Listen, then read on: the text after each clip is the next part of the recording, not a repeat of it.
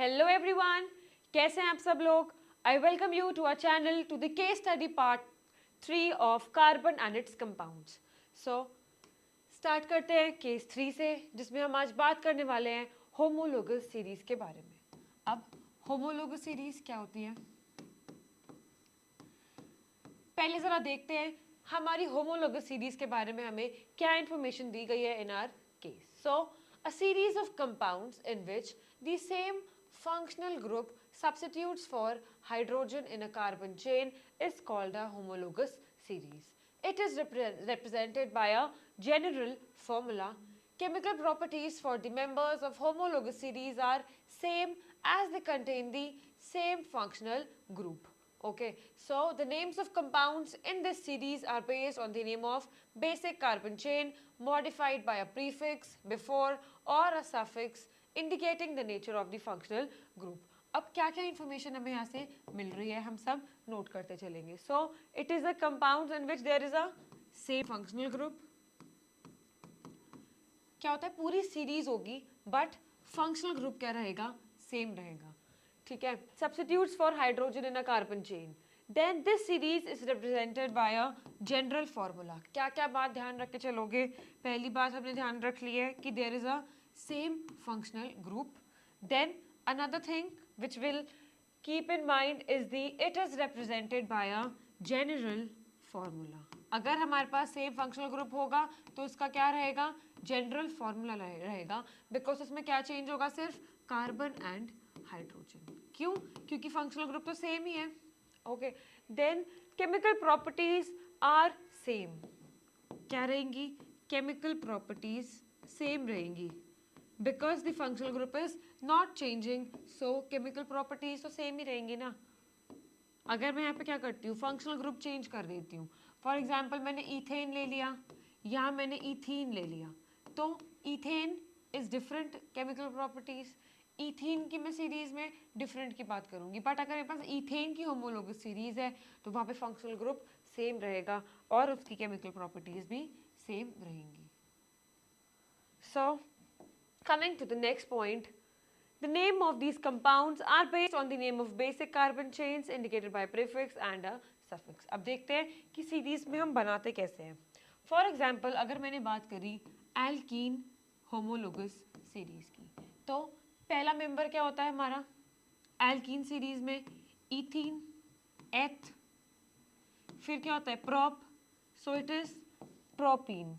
Then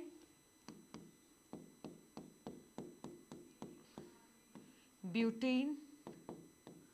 अब इन तीनों के फॉर्मूलाज लिखते हैं general. So ethene, ethene general formula CnH2n -2. Okay, this is for alkyne. अगर हम बात कर रहे हैं किसकी, इथीन की, so it is CnH2n. Ethene eth, this is 2 carbon, 1 and 2 carbon represented by a double bond. Then we have to fulfill the hydrogen atom. So 2 bonds already satisfied, this way 2 and this way 2. So general formula becomes Cn, there is C2 and H4. तो formula क्या हो जाएगा, CnH2n for the alkenes. But अगर alkynes की बात करेंगे तो it is CnH2n -2 which I have written before for the alkynes. But for the alkenes the formula is CnH2n. Propene के लिए स्ट्रक्चर लिखते हैं तो इट इज C2H4. C2H4 लिखते हैं प्रोपीन के लिए तो इट विल बी C3H6. कैसे आया C3H6, 1 2 and 3 a double bond, 2 valencies already satisfied हैं, तो यहाँ पे कितने, 2 हाइड्रोजन, यहाँ पे 3 वैलेंसीज सेटिस्फाइड हैं, तो 1 हाइड्रोजन और यहाँ पे 3 hydrogen, total 3 carbons and 3 4 5 6 hydrogen. तो क्या आ जाएगा, C3H6, C2H4. Then butene, but is for 4 carbons, but is carbon 4 and the representation general formula 2n. So n is 4, so H will be 8. So this way if we are talking about the homologous series for the alkenes, तो हमारे पास क्या रहे representations, C2H4, then C3H6 C4H8। Okay, अब इस series में हमने क्या देखा, हमारे पास कार्बन का डिफरेंस आ रहा है। ठीक है, कितने कार्बन का डिफरेंस आ रहा है, ये अगर मेरे पास सीरीज है एल्कीन्स की, तो यहाँ पे क्या है, 2 कार्बन, यहाँ पे 3 कार्बन। डिफरेंस निकालती हूँ अगर मैं, C3H6 माइनस C2H4, तो क्या आता है, 1 कार्बन का फर्क आता है, और H6 माइनस H4 H2, तो डिफरेंस आता है मेरे पास CH2 यूनिट का। कभी भी हमारे पास CH2 यूनिट का डिफरेंस आता है तो वो मेंबर्स किसके होते हैं, members of homologous series. Okay, so अब हम देखते हैं नेक्स्ट सीरीज में C3H6 and C4H8। Next member हमारा C4 एंड C3, दोबारा क्या है, कार्बन का डिफरेंस, H8 और H6 में H2 का डिफरेंस। अगेन हमारे पास कितना डिफरेंस आ जाता है, CH2 का। अगर मैं ब्यूटीन के बाद क्या लिखती हूँ, पेंटीन, तो यहाँ पे क्या देखेंगे, इन दोनों के बीच में भी हमारे पास डिफरेंस कितना आएगा, CH2 यूनिट का डिफरेंस हमारे पास आएगा। So this is how the members are there situated in the homologous series. They have the difference of CH2 unit in a homologous series. Every member in a homologous series has a difference of CH2 unit. So this was about the basic of this case. Let's see the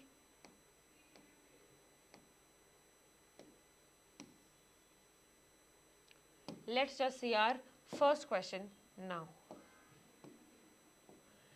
So our first question is about which of the following statements is correct statement. Okay, so most organic compounds are ionic compounds.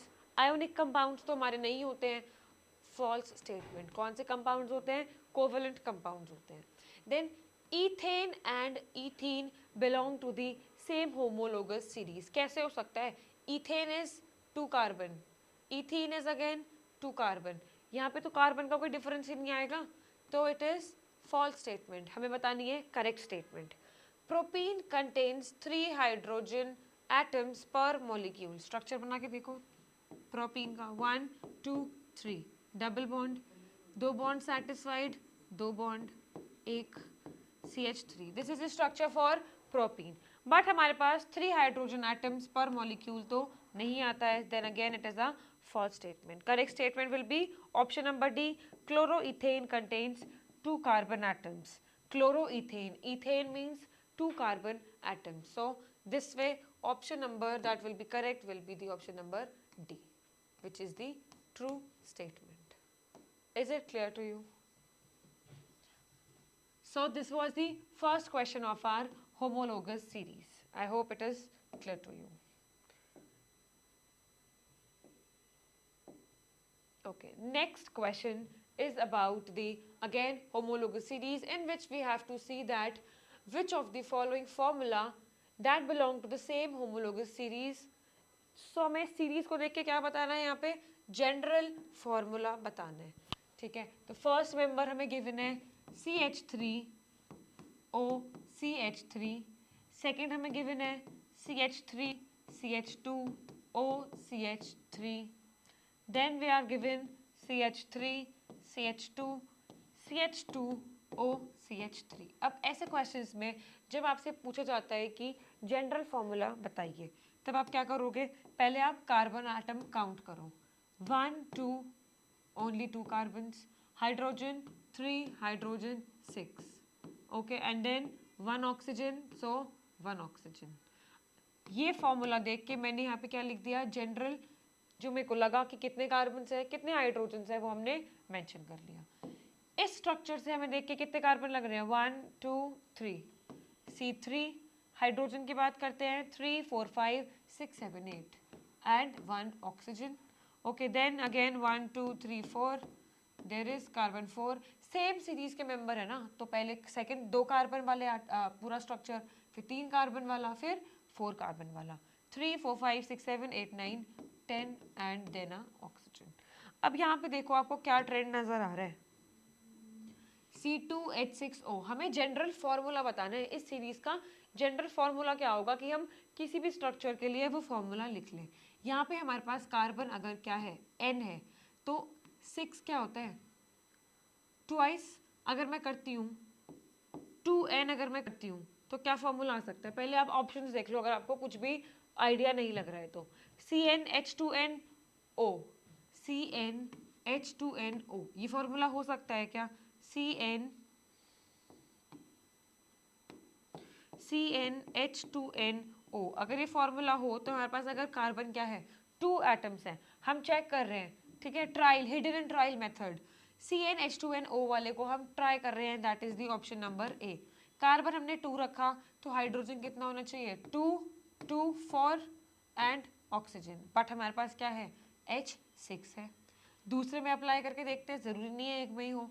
Then अगर हमने carbon 3 लिया, then again 2n6 and O, C3H6O ये भी formula नहीं है, so this can not be our formula. First option तो हमारा नहीं हो सकता क्योंकि इससे हमारा ऑप्शन नहीं आ रहा है, तो ये ऑप्शन नहीं हो सकता। बट हमें पता है अगर ये ट्वाइस है 2n का है और उसमें अगर हम 2 ऐड कर दें दैट इज CnH2n+2O वाला फॉर्मूला हो सकता है, चेक करके देखते हैं।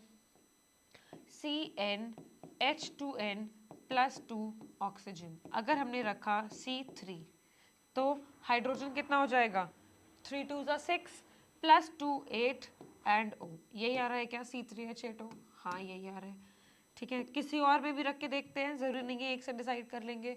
C2 रख के देखते हैं, 2 2 4 रख के देखते हैं प्लस 2O, C2H6O बिल्कुल ठीक फॉर्मूला आ रहा है। So this way we can calculate by seeing और by using the hidden trial method, option number B जो कि क्या हो जाएगा correct option. Okay, so this way we can choose the correct representation of the homologous series. Then coming to the question number 3, identify the correct statement. हमें क्या बताना है, correct statement बतानी है। As the molecular mass increase in an any homologous series, gradation in physical properties is seen. बिल्कुल ठीक बात है, क्योंकि क्या होता है अगर हम क्या कर रहे हैं बढ़ाते जा रहे हैं अपना चेन को, तो उसमें क्या होगा चेन बड़ी हो जाएगी तो उसकी फिजिकल प्रॉपर्टीज में क्या आएगा डिफरेंस आएगा, मेल्टिंग पॉइंट्स का डिफरेंस आ सकता है, बॉइलिंग पॉइंट का डिफरेंस आ सकता है, सॉल्युबिलिटी, ये सब क्या है फिजिकल प्रॉपर्टीज है और फिजिकल प्रॉपर्टीज में डिफरेंस आएगा ही आएगा। Identify the correct statement, first statement has to be correct. So यहाँ पे फर्स्ट स्टेटमेंट नहीं है, ऑप्शन ए गलत, बी वाले में फर्स्ट स्टेटमेंट नहीं है, ऑप्शन बी गलत। चेक करते हैं ऑप्शन सी या फिर ऑप्शन डी, एक भी गलत हो जाएगा तो ऑप्शन सी आंसर आ जाएगा, बिकॉज यहाँ पे क्या लिखा है all are correct.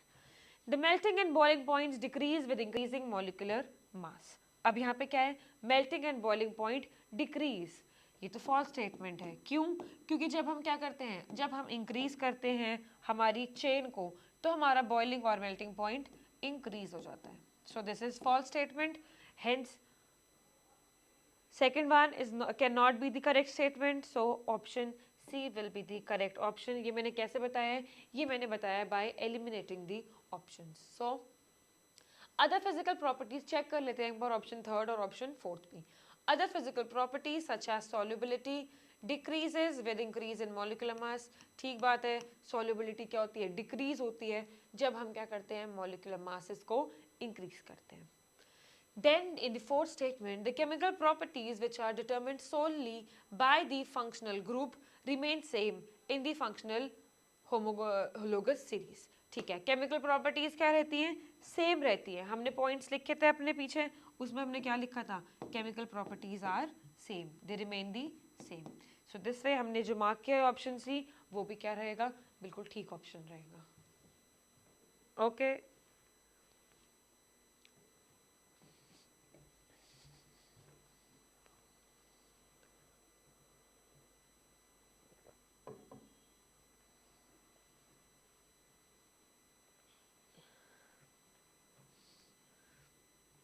So this way we can solve all the questions for homologous series. Now देखते हैं option number 4th।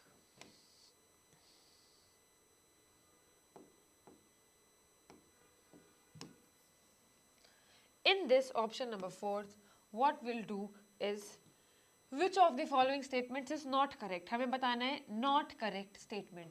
A common functional group is present in different members of a homologous series। Two consecutive members of a homologous series differ by a CH3 group. Not correct बताना है हमें. Common functional group is present in different members. ये तो ठीक है बिल्कुल, क्योंकि हमने क्या देखा है, एक फंक्शनल ग्रुप क्या होता है, कॉमन होता है, जो सब में प्रेजेंट होता है. Then two consecutive members of a series differ by a CH3 group. गलत बात है, क्या हो जाएगा, फॉल्स. हमने क्या देखा है, किसका डिफरेंस आता है, CH2 यूनिट का डिफरेंस हमें आता है. CH3 का तो कभी नहीं आता. Directly option B will be the correct statement because it is not correct. हमसे फॉल्स स्टेटमेंट पूछी थी, हमने बता दी. चेक कर लेते हैं C और D भी. The members of series can be represented by one general formula. This is true. Different members have similar chemical properties. This is again true. ठीक है, बहुत क्लियर है. जो हमें केस में गिवन थी चीजें, उसी इंफॉर्मेशन से हमने फॉल्स और ट्रू स्टेटमेंट्स मार्क कर लिए. Now the last question, which is the first member of alkyne homologous series is alkyne homologous series. alkyne जब हमें बनानी होती है तो हम क्या करते हैं, एक कार्बन से तो हम नहीं बना सकते हैं ना डबल बॉन्ड या ट्रिपल बॉन्ड. तो हम कहाँ से शुरू करते हैं, दो कार्बन से. दो कार्बन के बीच में एक ट्रिपल बॉन्ड, यहाँ पे तीन वैलेंसी ऑलरेडी सेटिस्फाइड, तो एक क्या आ जाएगा, तीन वैलेंसी सेटिस्फाइड, तो एक क्या आ जाएगा यहाँ पे, हाइड्रोजन. सिमिलरली एक यहाँ पे हाइड्रोजन. This is ethyne. अगर पूछा है एल्काइन के लिए, हमसे अगर पूछा है एल्काइंस के लिए, तो ethyne will be the first member. ठीक है, मीथेन मैथ नहीं हो सकता, और ये तो एल्केन है. ये प्रोपाइन है, प्रोपाइन नहीं होता. एथ, दो कार्बन के बीच में बना सकते हैं हम एक triple bond. So this way option A is the correct option.